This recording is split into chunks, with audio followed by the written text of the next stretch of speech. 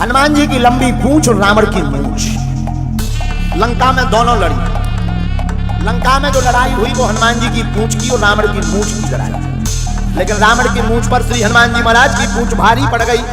हनुमान जी लंका गए तो लंका में आग लगाई। धन्य वीर बजरंग। कोई किसी का मकान जलाने जाए तो तेल कपड़ा माचिस अपने साथ में ले जाएगा तब मकान जलाएगा। पर धन्य है वीर बजरंग बली। उन्हीं की लंका, उन्हीं का तेल, उन्हीं का कपड़ा, उन्हीं की आगी जला के भाई साहब चले आए। अब जला के जब जानकी जी के पास पहुंचे तो जानकी जी ने पूछा, बेटा अरे जाना। हनुमान जी बोले, माता वो तो देखो माँ धक धक जल रही है लंका। लंका देखो लंका बढ़ गई। मैया जानकी ने कहा, बेटा लंका तो जल गई पर तुम्हारी पूंछ नहीं जली। हनुमान जी बोले, क्यों जले? आप कारण क्यों ना जले? आग अपना पराया तो देखती नहीं है, जलनी चाहिए। हनुमान जी बोले, नहीं क्यों नहीं जली?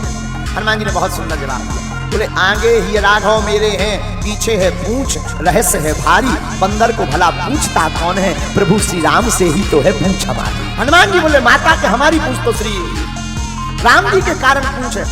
चलो ठीक है। हमने पूंछ के बारे में सुना कर रावण भी हनुमान जी की पूंछ से पूरे युद्ध भर हैरान था।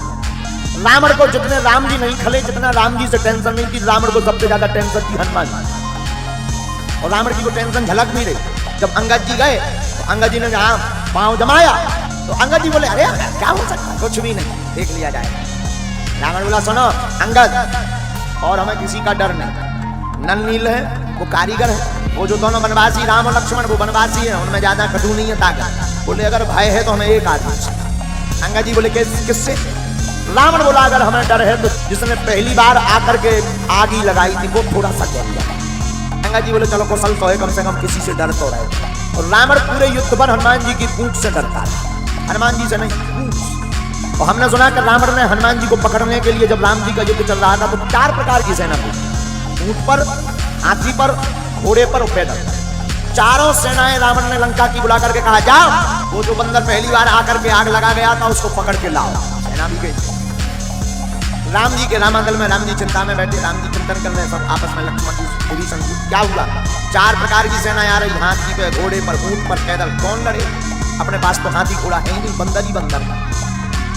हनुमान जी खड़े भय, बोले, चिंता न करो सरकार, हमें आज्ञा दो, हम अकेले काफी। लक्ष्मण जी बोले, भाई 1 प्रकार की सेना हो तो चल जाए, 4 प्रकार की सेना आ रही। हनुमान जी बोले, चिंता मत करो, हम आगे से भी काम करते हैं और पीछे से। लक्ष्मण जी बोले, बात तो सही कह रहे, प्रभु की तरफ देखें, बोले इन्हें हाँ कर। राम जी बोले, जाओ। हनुमान जी जब जाने लगे तो लक्ष्मण जी बोले, कम से कम मुद्दर तो ले जाओ, वज्र ले जाओ। मानो हनुमान जी बोले, जरूरत ही नहीं है। मानो हनुमान जी कहना चाहते हो कि राक्षसों पर राक्षसों को सामान ही काफी। अब हनुमान जी आए। हनुमान जी कैसे लड़े जरा देखना।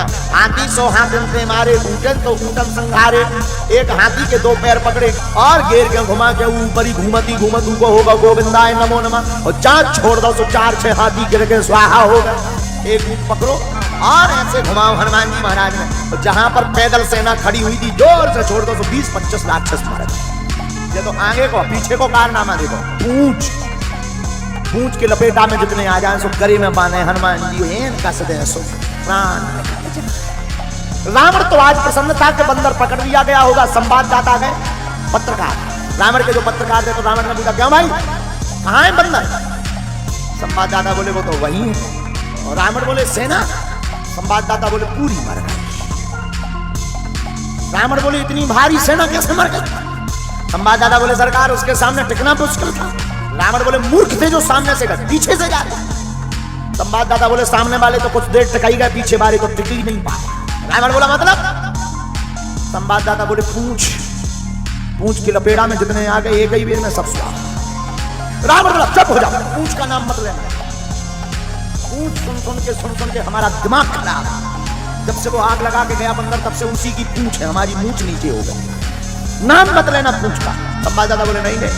ऐसे अनंत बलवंत श्री वीर बजरंग बली हैं जो रावण को भी ठिकाने लगा देते।